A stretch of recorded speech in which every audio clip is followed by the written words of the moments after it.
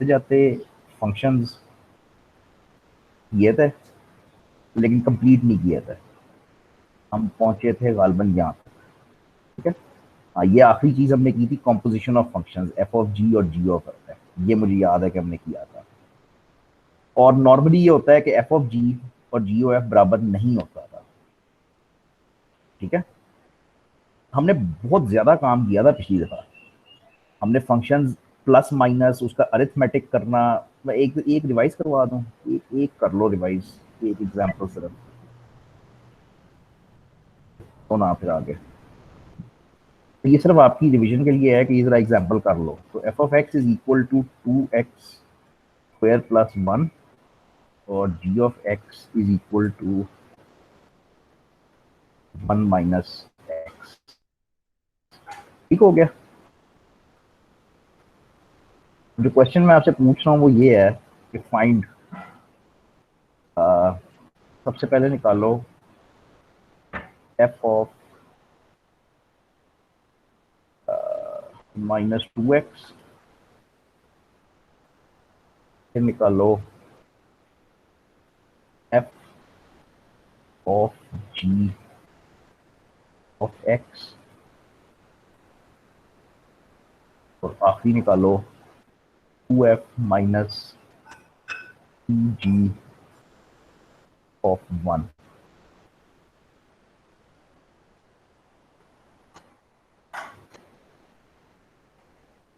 आता है कर लो, एक कोई एक आधी चीज नहीं भी आती कोई मसला नहीं, लेकिन ये प्लीज प्रैक्टिस कर लो कि ये एफ ऑफ एक्स है, ये जी ऑफ एक्स है, आपने एफ ऑफ -2x निकालना है, f of g of x निकालना है, ये वो कॉम्पोजिट फंक्शंस थे, और फिर 2f minus 3g of 1।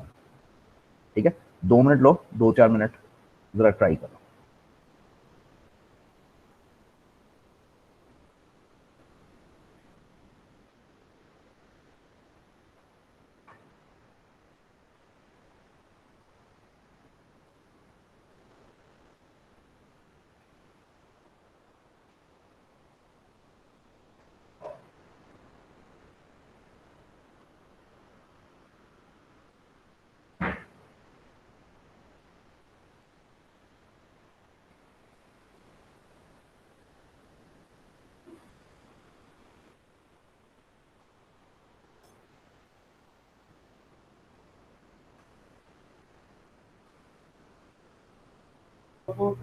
Sir first का आंसर आया है 8x² + 1।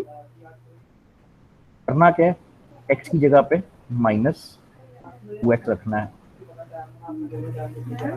तो फंक्शंस में आपको कहा था कि सोचना नहीं होता, बस एक्स की जगह पे वो चीज रख दो जो भी है। तो ये -2x था, तो ये जब स्क्वायर होएगा तो ये 4x² हो जाएगा, तो ये होएगा 8x² + 1 माइनस।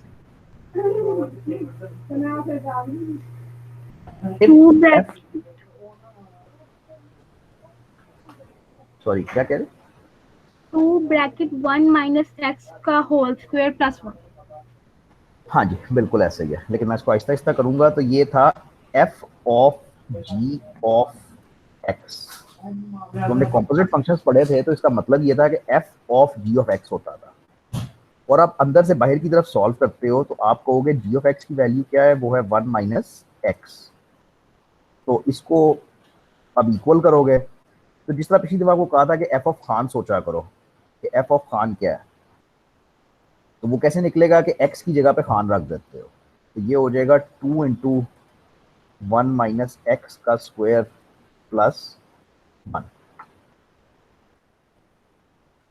ठीक है, और फिर सॉल्व कर लो तो वो आपका आंसर बन गया। आखिरी जो था वो आसान भी था मुश्किल भी था।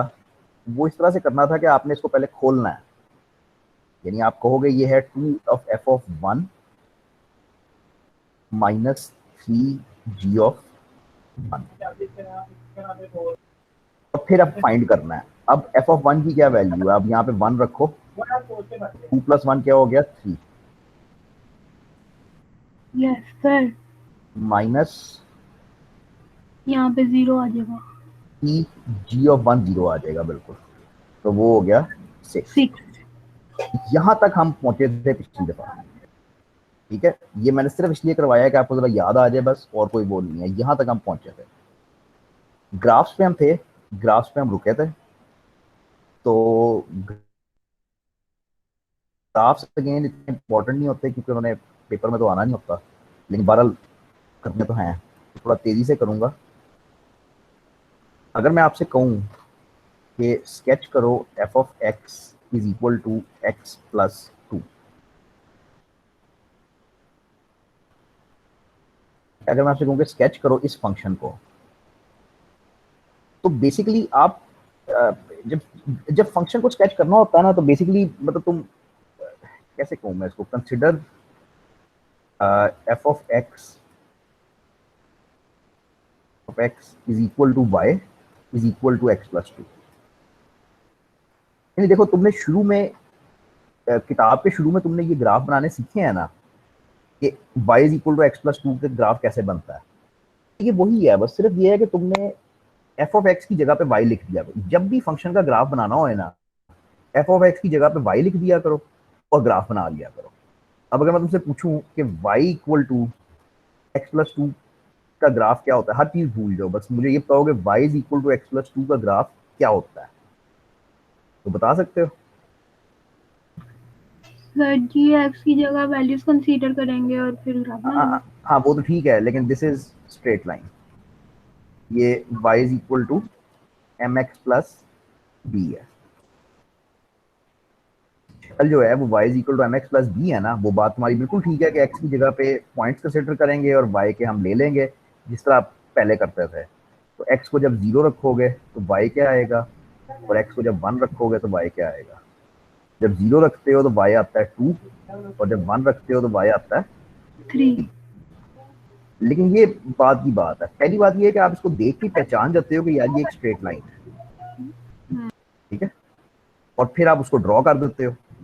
तो मतलब इन दो पॉइंट्स के दरमियान से ड्रॉ कर दो फिर, ये तो कोई मुश्किल काम नहीं है ना।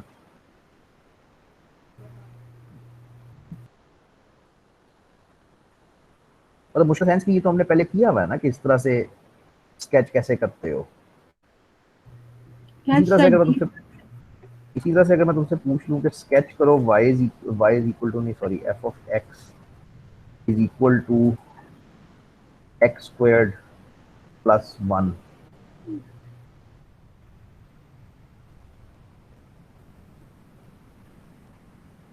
मैं आपसे कहूँ कि इसको स्केच करो, इसको कैसे स्केच करोगे?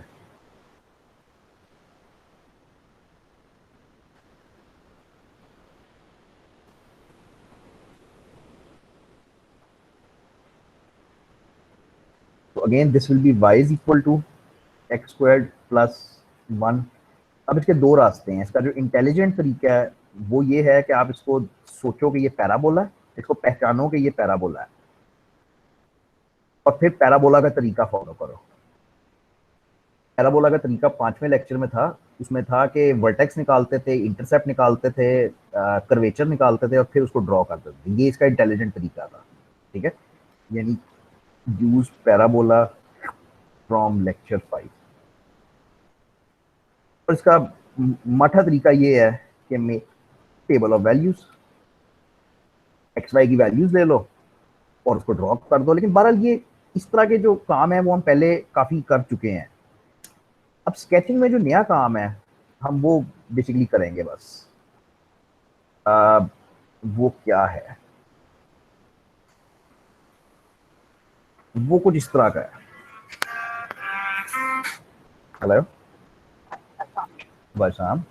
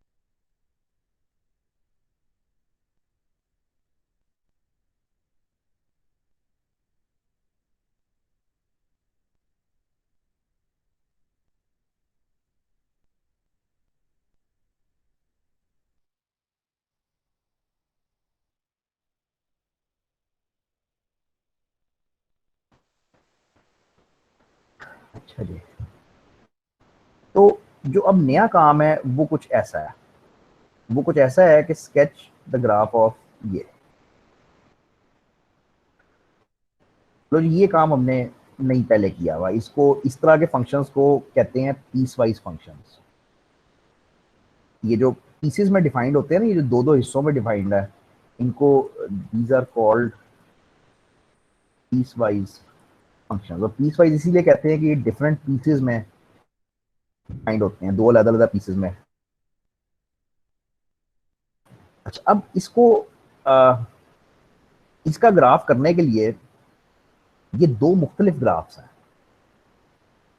ठीक है। पहला ग्राफ है y is equal to 1 if x is less than equal to 2, और दूसरा ग्राफ है y is equal to x plus 2 if x is greater than 2।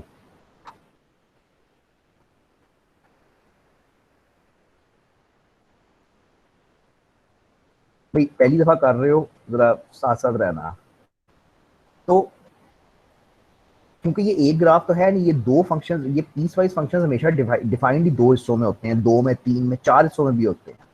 तो जब इसका ग्राफ बनाना है तो आपने एक ग्राफ नहीं बनाना, आपने दो ग्राफ बनाने हैं, y इक्वल टू 1 का ग्राफ बनाना है और y equal to x plus 2 का ग्राफ बनाना है। अब जरा 2 मिनट लो और कागज, ये आगे जो लिखा हुआ है इसको छोड़ दो, ये जो आगे लिखा हुआ है, तुम सिर्फ कागज पेंसिल पे मुझे पहले ये वाला ग्राफ बना के दिखाओ, y इक्वल टू 1 वाला, और फिर y equal to x plus 2 वाला ग्राफ बनाओ। जरा खुद अपने पास बना लो, फिर मैं बनाता हूँ।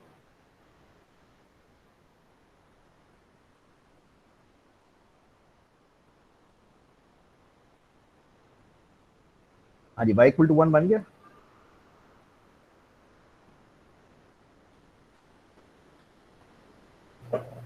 Yes sir. हॉरिजॉन्टल या vertical? Sir parallel to x axis. Horizontal. तो ये y इक्वल टू 1 का ग्राफ है, ठीक है। तो ये जारी बात है पॉइंट 1 है आपका, और ये y इक्वल टू 1 का ग्राफ, स्ट्रेट लाइन बन गई है। अब पॉइंट ये है कि यहाँ पे लिखा हुआ है अगर x 2 से छोटा है, x यानी x की वैल्यू अगर 2 से कम है, यानी 2 अगर यहाँ पे है, तो इससे कम कम के ऊपर तो वो डिफाइन हो जाता है, इसके आगे आगे वो ग्राफ नहीं है। मेरे लिए तो इतना आसान है कि मैंने मिटा दिया। भाई y इक्वल टू 1 ग्राफ सिर्फ उस वक्त बनाना है जब x 2 से छोटा है। तो जब तक x 2 से छोटा है तब तक तो ये ग्राफ बनेगा, उसके आगे नहीं बनेगा। फिर ये इक्वल का निशान पड़ा हुआ है, तो इक्वल का निशान जहां पे होता था, आपको याद होएगा कि आप एक फिल सर्कल वहां पे ड्रॉ करते थे नंबर लाइन के ऊपर। तो ये पहले वाला इस तरह से बनेगा। अच्छा, अब फिर 2 मिनट लो जरा, y equal to x plus 2 बनाओ पहले।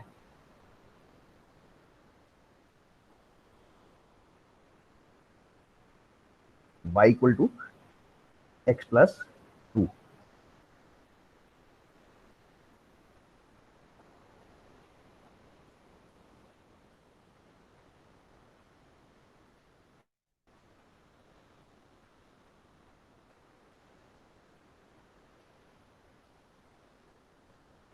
ठीक है, वैसे तो ये स्ट्रेट लाइन बननी है, पासिंग थ्रू 2 कुछ इस किस्म की ये लाइन बननी थी।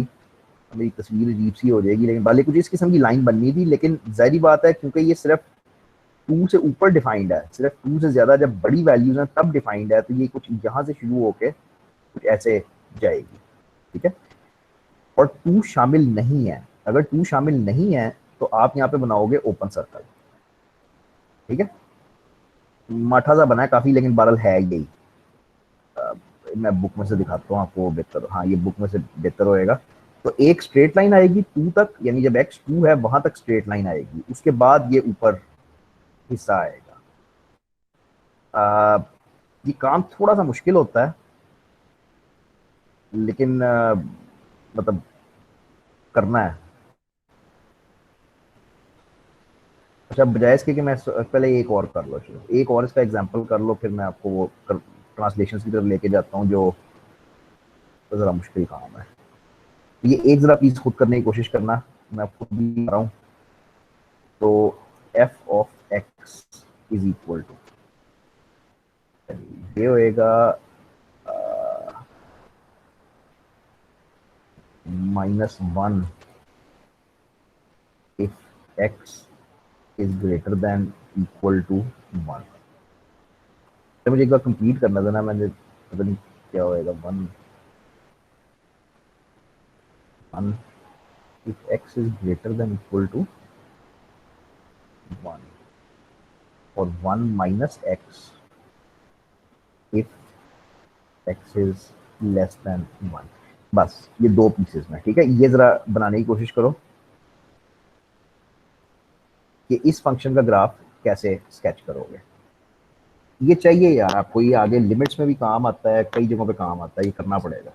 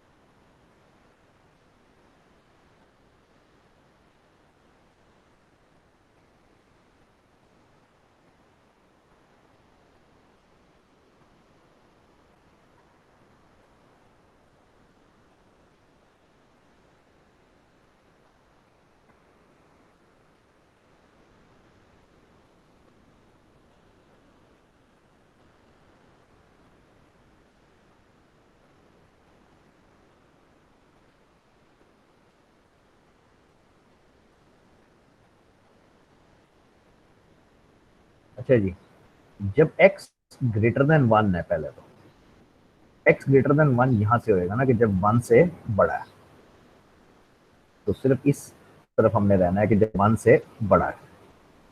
और ग्राफ बनेगा क्या, वो -1 पे बनना है, तो -1 नीचे होएगा, वो ये होएगा। एफ ऑफ एक्स -1 पर आपकी वही दोबारा हॉरिजॉन्टल लाइन आ जाएगी, लेकिन खास बात ये है कि वो सिर्फ यहाँ से आगे जाएगी। वैसे तो हॉरिजॉन्टल लाइन पूरे पे आनी थी, लेकिन क्योंकि सिर्फ वो डिफाइंड ही वहां पे है जहाँ पे x greater than equal to 1 है, तो इसलिए वो सिर्फ इस जगह पे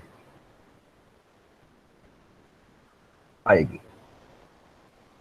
ये काफी मुश्किल होता है क्योंकि कंफ्यूजिंग होता है। इसका सबसे आसान तरीका ये होता है कि ग्राफ पूरा बना लिया करो, -1 का पूरी पूरी लाइन ड्रॉ कर लो, उसके बाद जितना मैंने पहले मिटाया था ना आधा हिस्सा, जो हिस्सा नहीं है बस वो मिटा दिया करो। अच्छा, अब f of x is equal to 1 minus x. अब 1 माइनस एक्स का ग्राफ क्या बनता है?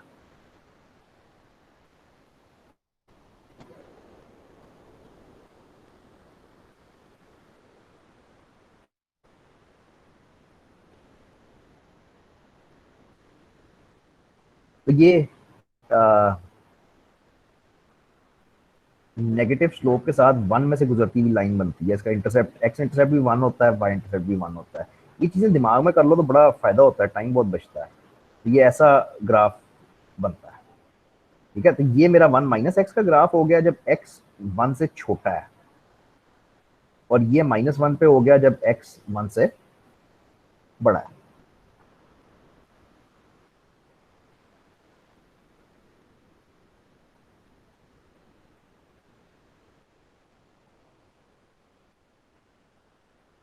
भाई अब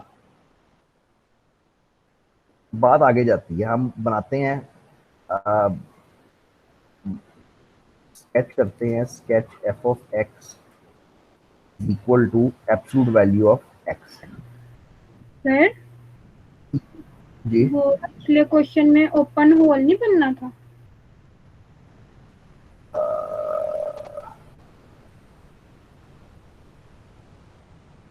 ये इसके वन के ऊपर, जी ये यहाँ इधर। यहाँ पे, हाँ बिल्कुल बिल्कुल बनना था, लेकिन वो मुझसे बनेगा नहीं, मैंने इसलिए नहीं बनाया।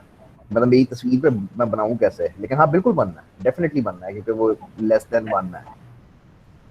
ठीक है। तो स्केच करो एब्सोल्यूट वैल्यू ऑफ एक्स को। अब एब्सोल्यूट वैल्यू ऑफ एक्स की जो डेफिनेशन होती है वो ये थी कि it is equal to x if x is greater than 0 and it is equal to minus x if x is less than 0। ये इसकी डेफिनेशन थी एब्सोल्यूट वैल्यू की ना, कि मतलब तुम्हें याद होएगा कि हम क्या करते थे कि अगर एब्सोल्यूट वैल्यू ऑफ 5 डालना है 5 तो वो 5 ही होती थी, लेकिन अगर -5 की निकालनी है तो वो हम +5 करते थे। ठीक है, तो अगर x नेगेटिव हो यानी जिसकी निकालनी है वो नेगेटिव होए तो वो -x होता है। अच्छा, अब इसका जब ग्राफ करोगे तो इसका ग्राफ बेसिकली दो ग्राफ्स में मुश्तमिल होएगा, जो y इक्वल टू एक्स है और y इक्वल टू -x है। यानी y इक्वल टू एक्स का एक ग्राफ बन जाएगा और एक y इक्वल टू -x का। तो y इक्वल टू एक्स जो है वो तुम जानते हो कि ऐसा ग्राफ होता है, पासिंग थ्रू ओरिजिन इस तरह की लाइन होती है। लेकिन अगेन मैं पूरी नहीं बनाऊंगा, मैं पूरी लाइन इसलिए नहीं बनाऊंगा कि सिर्फ वो डिफाइंड है x ग्रेटर देन 0 के लिए, तो सिर्फ जब x ग्रेटर देन 0 है वहां पे मैं डिफाइन करूंगा, और इसी तरह से जब x लेस देन 0 है उसके लिए मैं y equal to -x define करूंगा, और ये एब्सोल्यूट वैल्यू का ग्राफ बनेगा। अच्छा, अब इसको देखते हुए आप 3-4 चीजें और बना सकते हो यार। ये वो चीजें हैं जो पिछली दफा रह गई थी, उसको कहते हैं ट्रांसलेशंस। और ये बेसिकली ये है टॉपिक के आपको अगर एक ग्राफ आता है, एक ग्राफ का आपको पता है कि वो क्या है, तो दूसरा आप आराम से यहां से बना सकते हो। जरा पढ़ना क्या है। y is equal to f of x, अगर आपको पता है कि वो क्या है तो F of x plus c क्या होएगा, ग्राफ सी यूनिट्स ऊपर चला जाएगा, अप चला जाएगा। अगर माइनस सी करोगे तो डाउन चला जाएगा। और इसी तरह से अगर एफ ऑफ एक्स प्लस सी यानी फंक्शन के अंदर प्लस सी करोगे तो ये लेफ्ट जाता है, और अगर माइनस करोगे तो वो राइट जाता है। इसको ट्रांसलेशन कहते हो कि एक ग्राफ ट्रांसलेट होता है दूसरे ग्राफ के अंदर, कन्वर्ट होता है दूसरे ग्राफ के अंदर। ठीक है, अच्छा, इसकी प्रैक्टिस क्या है? इसकी प्रैक्टिस बड़ी सिंपल है। मैं आपसे कहता हूं फॉर एग्जांपल कि ये बनाओ, अब इसमें सारा कुछ ही हो जाता है। अब एक तो रास्ता वही है ना कि आप मतलब पॉइंट्स लेते हो, हिसाब लगाते हो और उस तरह से बनाते हो, वो बात अपनी जगह पे है, वो ठीक है, फाइन। हम इस वक्त ये कह रहे हैं कि हमें एब्सोल्यूट वैल्यू ऑफ एक्स का ग्राफ हमें आता है, हमें एफ ऑफ एक्स का ग्राफ इसका एब्सोल्यूट वैल्यू ऑफ एक्स का आता है। अब अगर हम एब्सोल्यूट वैल्यू ऑफ एक्स के ग्राफ से शुरू करें और उसमें 2 जमा करें तो ग्राफ को क्या होएगा?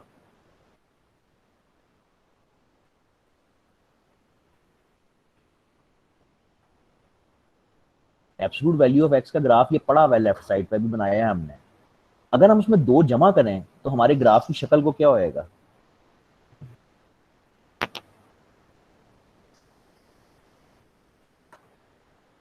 Two units up. अगर 2 ऐड करोगे तो 2 यूनिट्स अप चला जाएगा। ठीक हो गया, अब वो 2 यूनिट्स अप जा चुका है। अब अगर उसमें से मैं इस तरह से x -3 कर लूं तो ग्राफ किधर जाता है?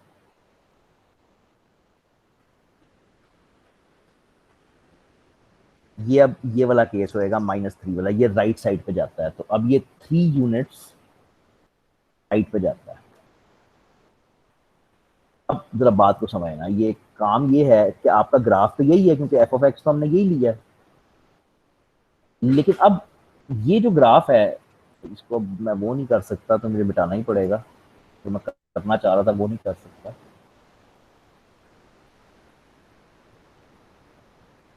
इस पूरे ग्राफ को उठा के 2 यूनिट ऊपर ले जाओ और 3 यूनिट राइट पे ले जाओ, ठीक किधर जाएगा?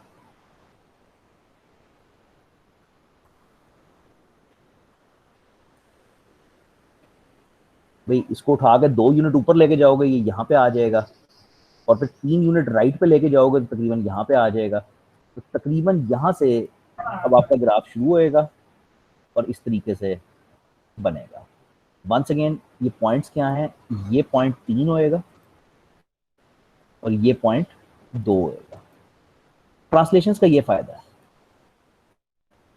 जैसे आप पॉइंट्स लेके, जिस तरह से आपको आता है तरीका के एक्स के पॉइंट्स लेके वाई फाइंड कर लो और आपका आंसर वो आप ग्राफ बना लोगे, हर कोई बना लेगा, नो इशू।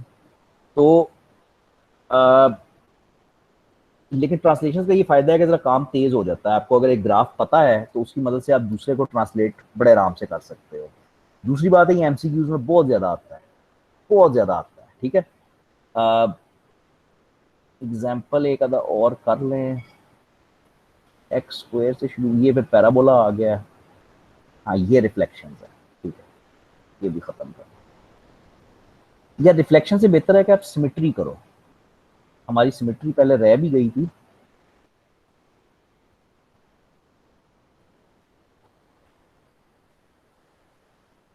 सिमेट्री थी नहीं पहले, लेक्चर 2-3 में थी, किसी ने मुझे कहा भी था कि रह गई थी पिछली बार।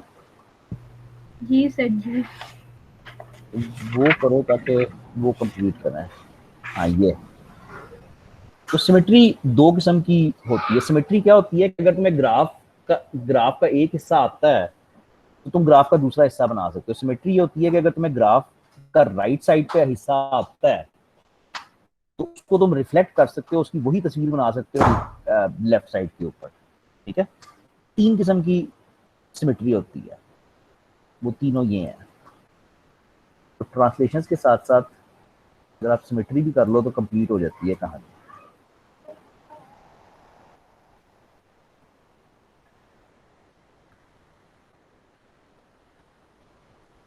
अच्छा जी, सिमेट्री कैसे निकालते हो? सिमेट्री ऐसे निकालते हो कि सिमेट्रिक एक तो तीन तीन किस्म की होती है। It is symmetric about x axis, about y axis या अबाउट ओरिजिन। ये 3 किस्म की सिमेट्री होती है।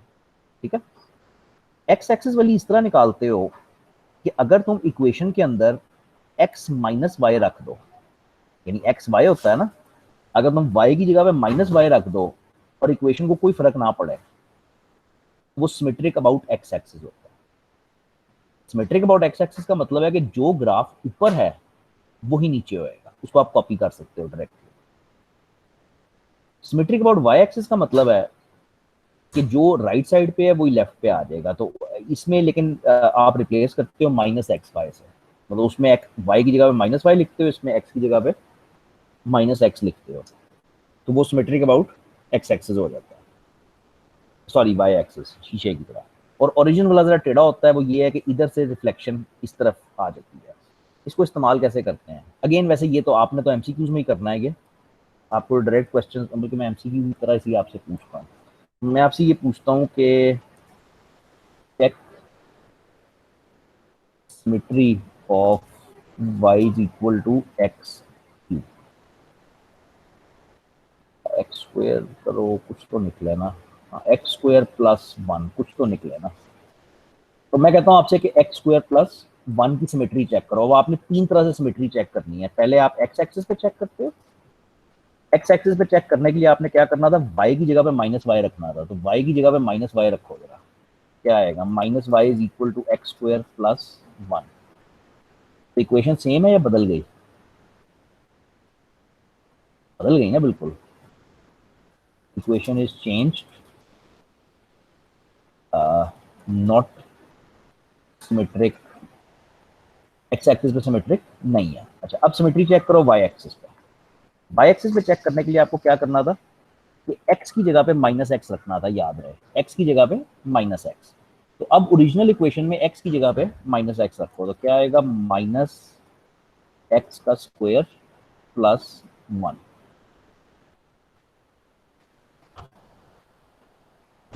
ये जाहिर बात है, माइनस एक्स का स्क्वायर तो एक्स स्क्वायर ही होता है, तो ये बन गया एक्स स्क्वायर प्लस 1। और यहां से आप कहते हो कि इक्वेशन इज अनचेंज्ड। वही इक्वेशन है सेम जो पहले थी, y equal to x square plus 1 ही आ गया दोबारा। क्योंकि अनचेंज्ड है तो हम कहते हैं कि सिमेट्रिक है, सिमेट्रिक अबाउट वाई एक्सिस, यानी वाई एक्सिस पे ये सिमेट्रिक है। और इसी तरह ओरिजिन पे भी चेक करना होता है। तो ओरिजिन पे चेक करने का तरीका जरा डिफरेंट सा है, वो ये है कि दोनों एक्स और वाई की जगह पे माइनस एक्स और माइनस वाई लिखना है, दोनों की जगह पे। तो वाई की जगह पे माइनस वाई लिखोगे और एक्स की जगह पे माइनस एक्स लिखोगे। हाँ जी, ओरिजिनल इक्वेशन बरकरार रहेगी, नहीं बदल जाएगी। ये हो जाएगा minus y is equal to x square plus one. Again equation same नहीं रही, तो देयर फोर नॉट सिमेट्रिक। अब आपने ये एमसीक्यूज करने होते हैं, नीचे आपके पास चॉइसेस होती हैं कि ये ग्राफ चेक करो कि ये सिमेट्रिक अबाउट एक्स एक्सिस है, वाई एक्सिस है, क्या चीज़ है। तो आपको ये रफ वर्क में साइड पे करके फिर वो करना होता है चेक के वो क्या चीज़ है।